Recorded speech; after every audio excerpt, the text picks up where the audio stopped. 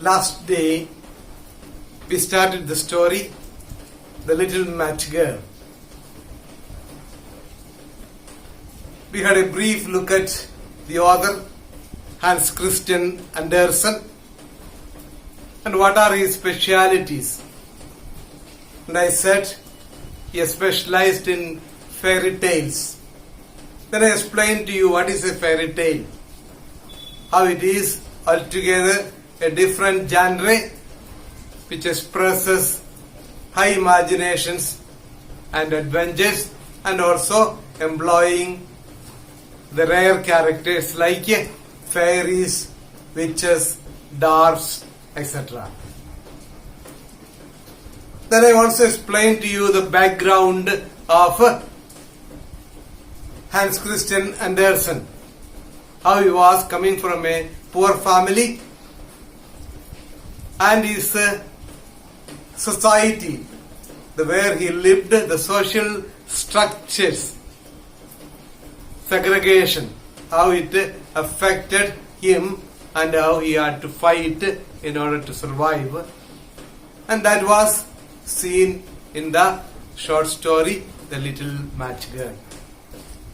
Towards the end I said, Andersen was never afraid to introduce feelings and ideas that children did not easily understand, because he was of the impression that as they grow up into young people and older people, when they experience life, they will come to know what these ideas and feelings are. That is where we stop. Today we shall look at the other aspects and also the story. I have two items today. One is the setting, another one is three items. The setting, the characters, the dialogue, and of course the plot. So it is four items: setting, characters, dialogue, and plot. We shall start with the setting. The setting of The Little Match Girl is one of the most wonderful settings. Why do I call it wonderful? Excellently done. Short verses, but expresses so much. Few lines expressing so much. See in your textbook, The Little Match Girl begins like this. It was bitterly cold, snow was falling, and darkness was gathering, for it was the last evening of the day, for it was the last evening of the old year. It was New Year's Eve. Please notice, the author speaks about the weather. Weather means the climate, climatic conditions. What was the weather? It was bitterly cold, very cold. Bitterly means terribly cold, and the snow was falling. The weather was bitterly cold and snow was falling. So in the setting, opening lines, he speaks about the weather. He speaks about the season of the year. It was New Year's Eve. What was the season of the year? It was New Year's Eve. What is the meaning of Eve? Eve means the last day or the previous day. So New Year's Eve means it is not 1st of January. It is 31st of December. So New Year's Eve, that is the last day of the year that was completing, and you are entering into the first day of the year. So it was the New Year's Eve. So he speaks about the season. He also speaks about the time of the day. What time of the day was it? darkness was gathering. Beautiful. How does he speak about the day? Darkness was gathering. When does darkness gather? What time it is? That means the evening has passed and it's getting dark. You can say another word for this time, dusk. Dawn to dusk. Dawn is early morning. Dusk is the end of the day where the sun goes down. So, that was a day. Darkness was gathering. That is, the darkness had just started to creep in. The day was over. And he speaks also about her miserable condition. In the setting, Hans Christian Andersen beautifully depicts what kind of child she was. What were her difficulties? What sort of a girl was she? Where was she coming from? Her financial background, her physical inabilities, or the difficulties she had to face, the sorrows she had to experience. Everything was very, very beautifully in small lines. He expresses it. What are the words used? Cold, gloom. Cold, gloom means gloomy, dull. Poor girl, little girl. That means she was very small in stature. Bareheaded and barefoot. Walked through the streets. Bareheaded and barefoot. You know that in abroad, especially European countries and other places, it's very cold, not like here. So people never go out without covering themselves. They have to cover their heads, they have to cover their bodies, and they normally put on shoes. So nobody walks barefoot. Barefoot means not having shoe. An empty foot, that's the actual meaning, but she had slippers. So without shoe, and she had nothing to cover her head. So bareheaded, barefoot, she walked through the streets. And very strangely, hardly people walk through the streets in those countries. In India it is very common. But in many of the foreign countries, they do not even walk through. They go by their own vehicle. So it was a rare sight. That means she was utterly poor. If a child had to walk through the street, if a child missed something to cover her head, if her foot was bare, that concludes that she was very, very, very poor.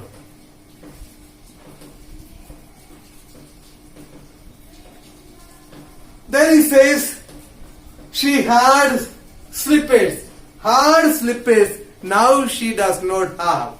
And that was her mother's. She had a pair of slippers when she started walking, and when she was trying to cross the road in order to escape a speeding vehicle, she had to run fast and she lost them. And the author says she was wearing her mother's slippers and they were too big for her, did not fit her leg. That speaks again of much more poverty. She did not have a slipper of her own. She should have a shoe. She should have a pairs of shoes so that she can have Monday one pair, Tuesday another pair, going out one pair, going for shopping another pair. That's a normal custom. Here she did not have even slippers which are her own. So she was using her mother's slippers. And once again, it's highlighted because she lost one of them, and another one which was not lost has been carried away by someone, a slipper thief. So the one who has stolen the slipper must have been equally poor or even poorer than this little girl. And why did he take the slipper? He wanted to carry it home and preserve it. Most probably he is unmarried. He is a bachelor. When he gets married and when he has a child, he will use this to make a cradle for the child. What a poverty. What a miserable life.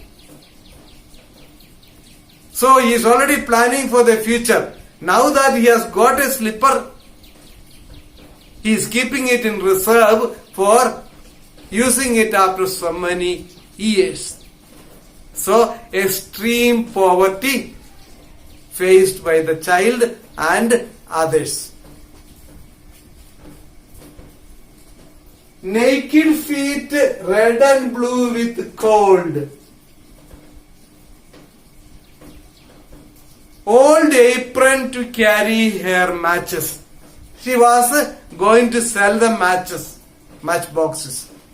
So, in order to sell matches, in order to attract the crowd or a customer, he should have been packed. The matches should have been very nicely packed. But she did not do because she was very poor. Or she should have placed them in a nice tray or in a box and carry them so that people, when they look at it, looks so attractive. She didn't have that too. So she was carrying it in her old apron. Apron is cloth normally we wear when you are working, when you are doing some work, for example, cutting vegetable. Or you want to cook something, then you put on apron and tie it behind so that the dress of yours is not getting dirty. So she goes in that old apron, not even a new apron. In the old apron, she is carrying the matchboxes. Extreme poverty. She crept along, shivering and hungry. She crept along. What is the meaning of creep along? Not able to walk properly. That is, she did not have the strength to walk properly. She was tired, exhausted, lost energy. Probably she hadn't eaten anything. She did not have any drink to energize her. So she was just keep on creeping. Lot of difficulty, she was walking. Crept along shivering. She was shivering. The cold outside was terrible. She did not have, already we were told that, nothing to cover her head, nothing to cover her feet. Therefore, she was feeling so cold and she was shivering.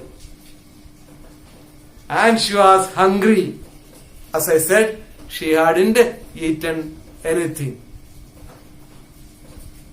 Where did she sit? She sat in the dark corner. What is the meaning of dark? Darkness is symbol of what? What is darkness? Absence of light. Absence of light is darkness. Darkness is a symbol of isolation. Isolation means you are being separated, nobody to give you company, nobody to keep you company. You are alone, having nobody to keep company with you. That is isolation. So darkness is a symbol of isolation. She sat in a dark corner, not in the bright corner. She did not sell any matches. That means her business was of utter failure. 100% failure. Not even a single match was being sold. Complete failure. She was afraid to go home.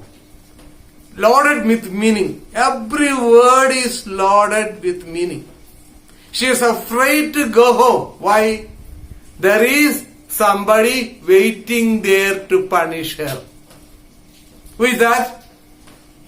Her father, her daddy. His daddy was very cruel to her. To send a small child to sell matches in the open and sending her without something to cover herself, not having proper shoes to put on, not having proper vessels to carry the matches, and sending her alone. It is a great cruelty. So, her daddy was very harsh upon her, very unkind to her. What he wanted was only business. She wanted to her to make some money for the family. Most probably, he must have been an ideal fellow who did not want to work. So he is waiting there and she is afraid to go back and she could not sell even single match. So when she goes back, what she receives, you can imagine. So all these words, all these settings, every word speaks of this little match girl. So that's why I said it is highly symbolic. All these things symbolizes three things. What are they? Isolation, poverty and sadness. Isolation, poverty and sadness. All these things. Sitting in the cold, sitting in the darkness, gloom, all these are isolation. Not having sufficient things to wear, not having a shoe, all these things speaks about her poverty. And she was sad because she was alone. So the setting is telling us they are all symbolic of isolation, poverty and sadness faced by the little match girl. Dear friends, that's the setting. Having seen the setting, now we will go to another item, that is other characters or characters in the short story.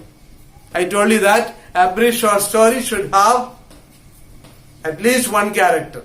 Normally there are major characters and minor characters. Here who is the major character? Yes, naturally it is the little match girl is the major character. And around her, those who are involved with her, the minor characters, who are they? The grandmother, the father, the slipper thief, the cooked goose. Why do we call cooked goose a character? Because it had the qualities of a human being.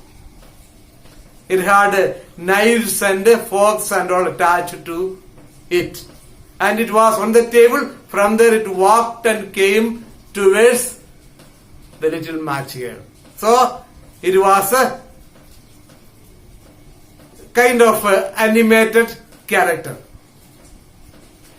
So the grandmother is obviously she is the second in list of characters. Father's role is very limited. Father is depicted as a cruel, unkind man. And the slipper thief, yes, he steals a slipper and goes away. And the cooked goose appears in her vision. Dialogues in the story. A story should have some dialogue, conversation, dialogue. Dialogues reveal the character of the hero. Dialogues reveal the character of the hero. Dialogue reveals the character. What do you mean by revealing the character?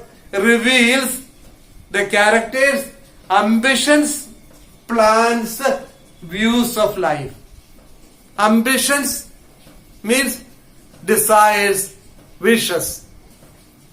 Plans. What are the character's plans for herself and others? The views of life. How does the character look at life? The philosophy of life. All these things are revealed through dialogues. In our story, The Little Match Girl, most of the dialogue is between the little match girl and her grandmother. Towards the end of the story, beautiful conversations, beautiful dialogues between them. Her requesting the grandmother to do some favor to her, to carry her, to stay with her first, then later to carry her along with her. All these are dialogues. Then you will go to the plot. Plot is the main story. How the events are arranged. So we have seen this is the beginning of the setting. The beginning of the setting. And afterwards how she goes to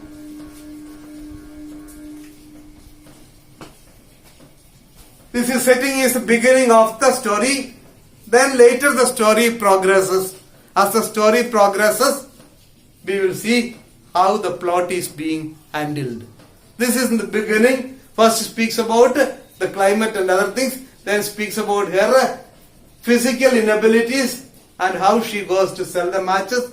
And when she was unable to sell the matches, she sits in a dark corner formed by two buildings. You know, there are two buildings built together. One is getting out little bit, so it is made a corner and she sits there. Huddled down. Huddled down means to fall as a heap.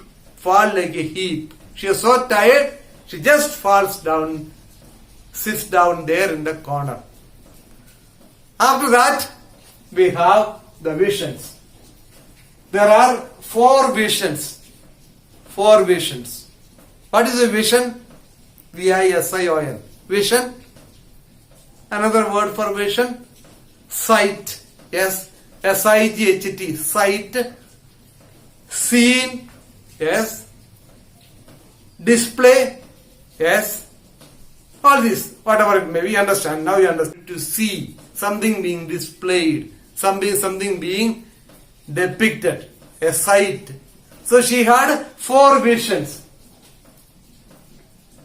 All these visions are also symbolic. So before the vision starts, the author says she was sitting in the dark corner. It was very cold, so much shivering. What does she do? She sits down and raises her legs and buries her head in between her legs so that there is little warmth created. You will see some of the pictures, especially the one of the picture I had given in the PDF. You will find how she is sitting. So we also, when it's very cold, we try to keep our heads just near the leg so that, and then hold it, wrap it with our hands so that there is some warmth. So she's sitting like that. Then the author says, if at all she had the strength to take and light a match. Strike. You can say strike a match or scratch a match. All these things are correct.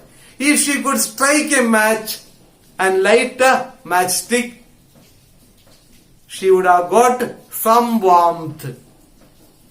Actually, that's what she does. She lights the first match.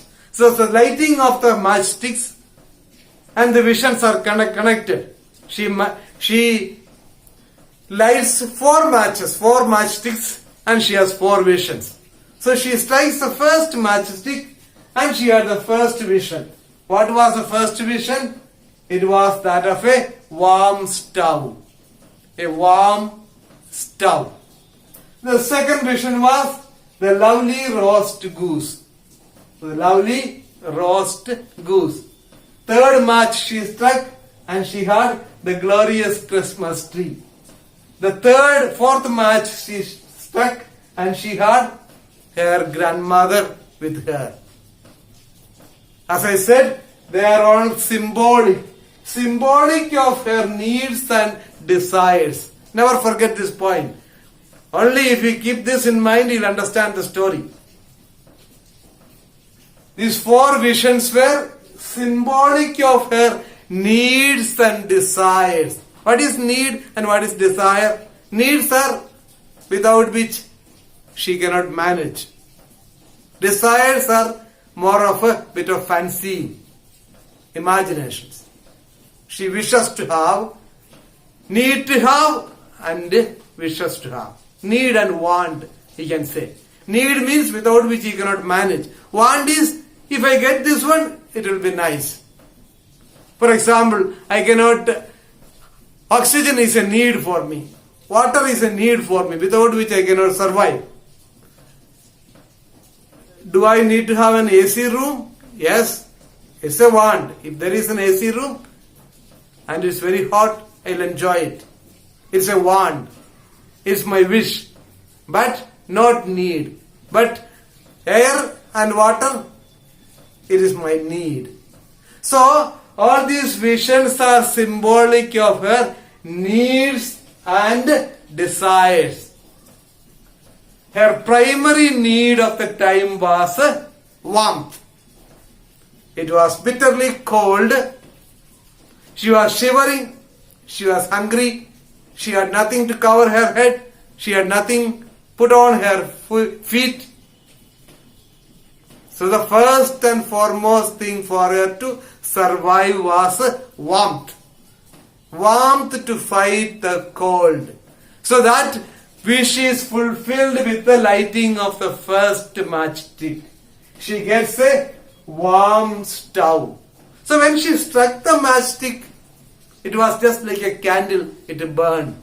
Then it started to burn brighter and brighter. And at the end it became like a huge stove. Big stove giving out plenty of flame and light. So she was really warmed up. So the warmth for which she was looking for is fulfilled in the first vision. So these visions are a sort of dream or imagination wherein her needs are being met, at least in this manner. What was her next need? It was food. You remember when she was walking through the streets, she could get the smell of roasted goose. It was the eve of the New Year day. And in Denmark, that was a custom. On the eve of the New Year day, they used to have nice goose roasted and eat them and have some little wine. So, roasted goose was a delicacy on the eve of the New Year day. And she was walking, she got the smell of the roasted goose and she really desired to have one. That desire is fulfilled in the second vision when she struck the second match. So the lovely roast goose symbolizes food. Then what was her next desire? Now she has warmth to protect her from the cold. She has food to satisfy her hunger. So now the needs are being fulfilled. Once needs are being fulfilled, you go for your wants, your desires. Then she thinks of the Christmas tree which she had seen in a shop. She saw it through the glasses. She was standing outside the shop. She couldn't go inside because given her dress and other things, nobody will let her in. And she did not have money to purchase. If she goes inside, she'll be arrested. So she watched from outside the elegant Christmas tree which was kept inside for sale. And she wished to have one. Now that wish is being fulfilled. As I said, first the needs are fulfilled, now she goes for the wishes. The glorious Christmas tree is symbol of her wishes, her desires. Then she strikes the fourth match and the grandmother appears. Grandmother is a symbol of the good and loved. All that is good and all that is loved. Grandmother is a symbol of all that is good and all that is loved. Because it's very, very clearly given, grandmother was the only one who showed love to her. Grandmother was only one with whom she felt free. Her isolation, only in the company of her grandmother, she was not isolated. She was not sad. So, her ultimate desire is to have the grandmother once again with her. So at the striking of the fourth match, she sees the grandmother. So dear students, that is how they are connected. Four visions connected with, symbolically connected to her needs and desires. Once needs are fulfilled, warmth and food, she goes to her desires. First desire is to have a Christmas tree, and the greatest desire to have the company of the grandmother. And when the grandmother comes, she knows that she also will disappear like the other visions. The warm stove disappeared when the match went off. The lovely roast goose went off when the match burned out. And the glorious Christmas tree also disappeared when the match was out. So she knew when the match is out, grandmother will go away. So she gathers all the matchsticks and try to burn them in order to keep grandmother with her. So that is the climax of the story. The climax is reached wherein she is trying to keep grandmother with her by lighting all the matchsticks. Then she expresses her desire, you stay with me, and at the end she says, please carry me along. So grandmother takes her and goes. Next day they find the dead body of the girl, but it was different. Here she was not gloomy, she was not sad. Her face was smiling and her cheeks were rosy. That means very, very positive outlook she had. Her desires have been fulfilled. What did the grandmother carry then with her? It must have been the soul of the child. Atma, the soul of the child. So this is the plot. We shall see tomorrow the rest of it. Thank you.